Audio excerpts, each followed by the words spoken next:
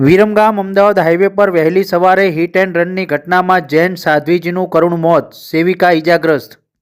Viramgam Ahmedabad highway પર વિરોચનગર અને છારોડી ગામ વચ્ચે અજાણ્યા વાહનની અડફેટે અકસ્માતમાં સાધ્વીજી શ્રી અનંત ગુણાશ્રીજી મહારાજ સાહેબનું મોત નીપજ્યું હતું, જ્યારે જૈન સાધ્વીજીની સાથે રહેલા સેવિકા વિદ્યાબેન કમલેશભાઈ ઠાકોર રહે પંચાસર શંખેશ્વર ગંભીર ઇજા પહોંચી હતી, જેઓને સારવાર માટે વિરમગામની ખાનગી હોસ્પિટલમાં ખસેડવામાં આવ્યા હતા।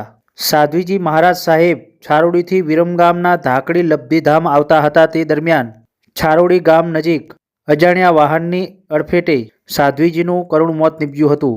પોલીસ પાયલોટિંગ વચ્ચે પણ અજાણ્યા વાહન ચાલકે સાધ્વીજીને અડફેટે લેતા સાધ્વીજી મહારાજ સાહેબ કાળધર્મ પામ્યા હતા। સમગ્ર મામલે સાણંદના ખોડા પોલીસ સ્ટેશન વધુ તપાસ હાથ ધરી છે।